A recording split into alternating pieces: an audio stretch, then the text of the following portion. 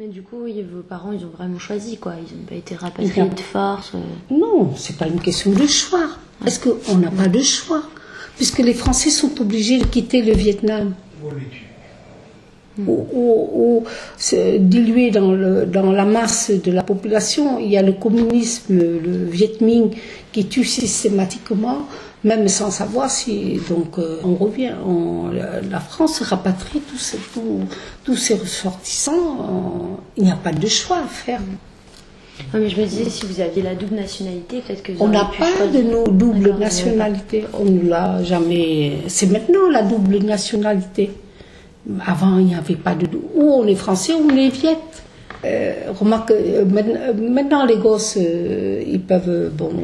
un parent qui est chinois ou un parent viet, il a le droit. Et s'il est né en France, il peut être à la fois chinois et français. Mais c'est nouveau. Voilà. Puisque les Arabes, ils ont le droit d'être algériens et français. Mais autrement, on n'avait pas... non, il n'y avait pas de problème. Puisqu'on est né français, on n'a pas de problème de nationalité à choisir.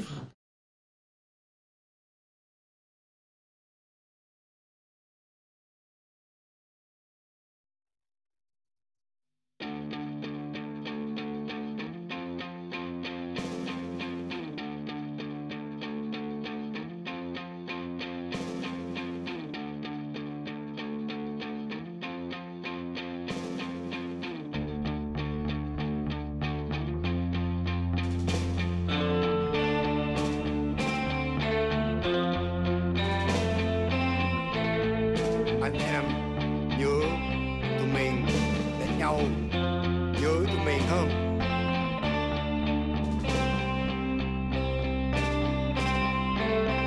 Anh em nhớ đòi khổ không?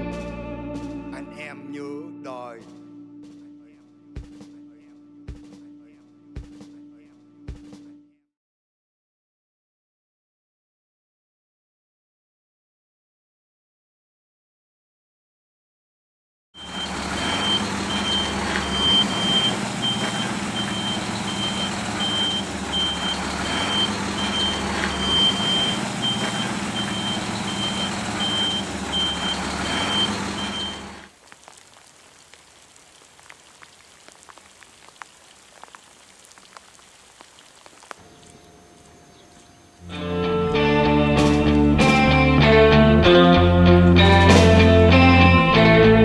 Anh em nhớ tụi mình đánh nhau, nhớ tụi mình không?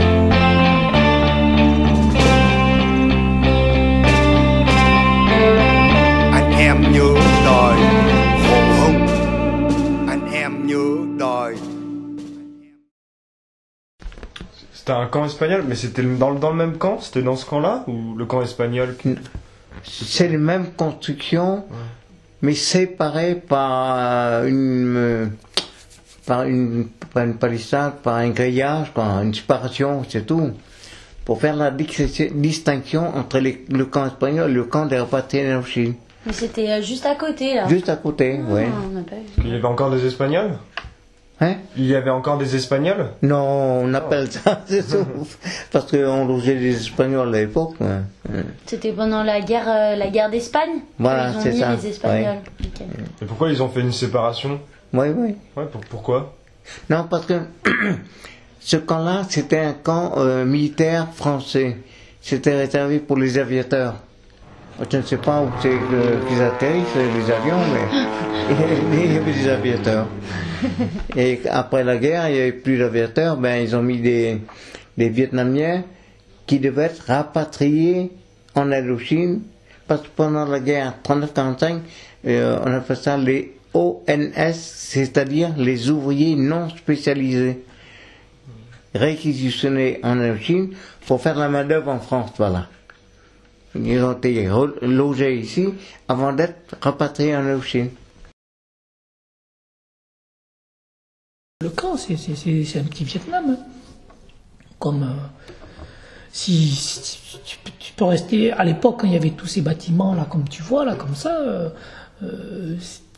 si tu sors pas du camp, tu as l'impression d'être au Vietnam. Tu entends premièrement parler le vietnamien, tu vois les petites mamies, les femmes avec des chapeaux chinois, les petits jardins avec des légumes asiatiques, tu avais l'impression d'être au Vietnam.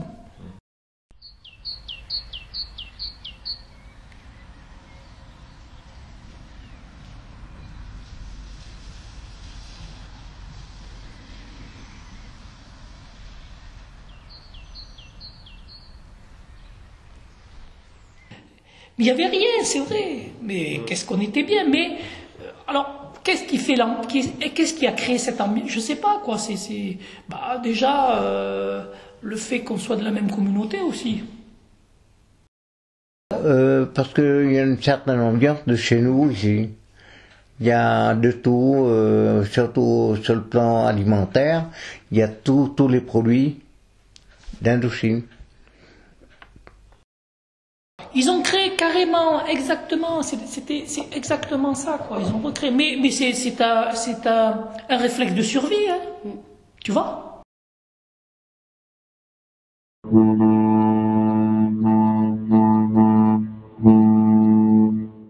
Alors j'ai demandé le camp, parce que sur le bateau où je suis rentré, sur le Sirenia, en 56, je retrouvais une dizaine de familles qui étaient avec moi sur le même bateau. Et ici on pouvait discuter, c'est ça, comme en Indochine, j'ai demandé le camp. Et la traversée, c'est en bateau? Oui, 25 jours. Ah ouais. 1er avril jusqu'au 25 avril, on a débarqué à Marseille. Cô có nước trà cho họ? Ah, có. Du thé. D'accord. C'est sympa, merci. Quand ils sont arrivés, ça a été dur, hein, pour mon père, surtout moi, à 30 ans, arrivé avec 10 gosses, c'était... tous ces gens-là avaient un toit, avaient pas de bonne situation, mais étaient quand même, pas aisés quand même. C'était pas des paysans, c'était pas donc sur fils de militaires ou époux de militaires ou de fonctionnaires, donc ils avaient quand même un certain confort là-bas. Mes parents, ils avaient une maison avec des bonnes, tout ça, donc ils vivaient bien. Hein. Et c'est quand ils sont arrivés ici que ça a été, c'est là où ça a été dur, quoi. Ben, ça a été dur par les conditions, hein, quand on voit le camp comme il était, c'était pas de sanitaire, il paraît quand ils sont arrivés, il y avait des puces, il y avait des cafards, il y avait des planchers en bois. Bon, il y a eu des améliorations, mais ça a toujours été des améliorations. Et puis c'est au jour le jour. On essaie de se débrouiller avec le travail des champs, avec le travail des usines. Nous, papy n'a jamais voulu partir pour faire la formation administrative ou la formation pénitentiaire. C'est-à-dire, il y en avait qui se sont recyclés en gardiens de prison, quoi, pour pouvoir travailler, parce qu'ils ont perdu tout le travail qu'on a eu en Indochine, ils l'ont perdu. Comme c'était dans l'administration française, on nous a pas recyclés, quoi. C'est pour ça. Made in Indochine, Indochine, souviens-toi. Encore une fois. Indochine, souviens-toi.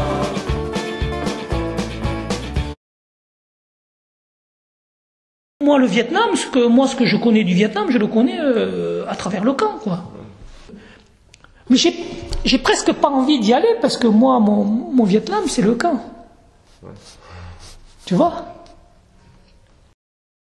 Moi, au Vietnam, quand je suis allée, je n'ai pas appliqué la mentalité. J'ai eu ma mentalité d'occidentale,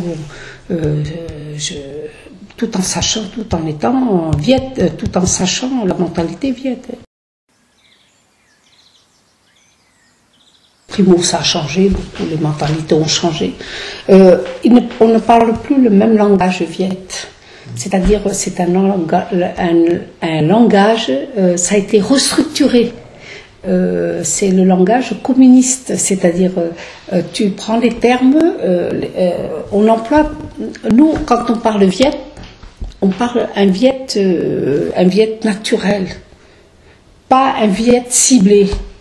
Bon, c'est un langage, c'est un autre langage que le langage que j'avais connu ou que je pratique à la maison avec ma mère ou ma grand-mère. Et c'est affolant.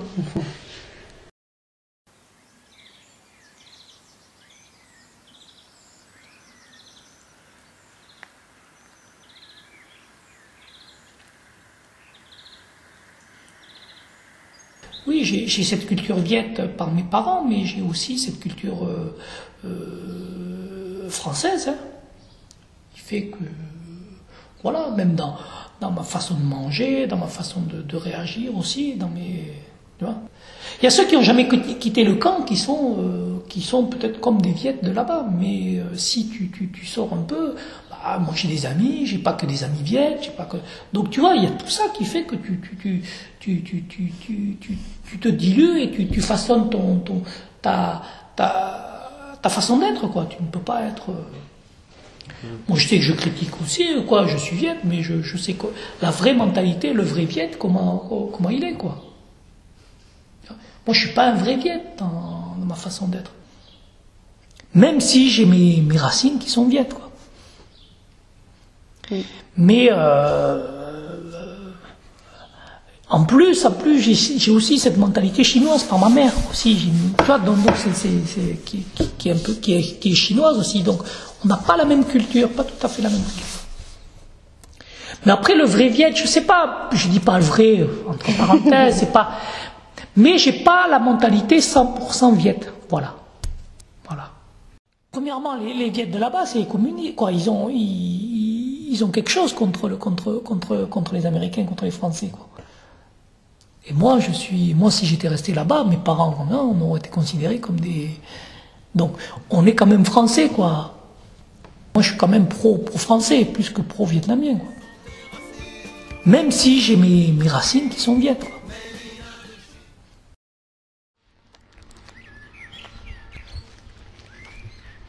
Mon père, il a toujours peur qu'on ne soit pas accepté en tant qu'individu. Il veut qu'on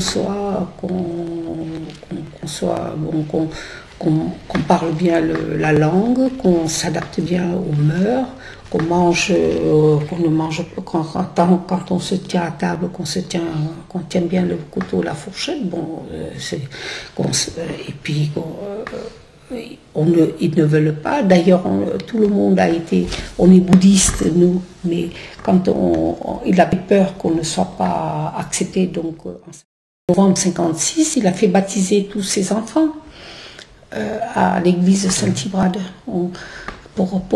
parce qu'il croyait que en étant bouddhiste, on n'avait pas le droit d'aller à l'école ou des trucs comme ça. Quand j'ai eu mes filles, je lui ai dit, bon, je les ai fait baptiser, je les ai fait baptiser parce que j'ai dit, bon, une religion ne peut pas faire de mal. Je dis, un peu de religiosité ne peut pas faire de mal à un être. Donc, je donne une forme, une entrée en foi, comme je dis, et puis après... Elle le pratique. Mais je veux qu'elle ait le contact avec une religion. Moi, c'est pour la formation de l'individu. Hein.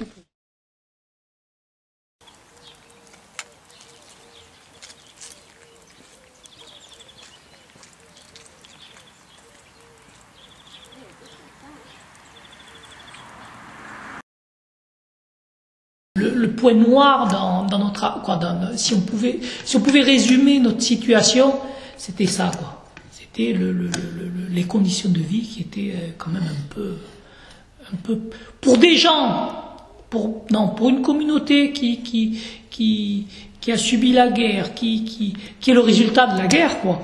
Je trouve que l'État a laissé ces gens-là dans des conditions de vie qui étaient plus que précaires, quoi. À la sortie de Saint-Livrade, tu prends à droite juste avant le pont. Le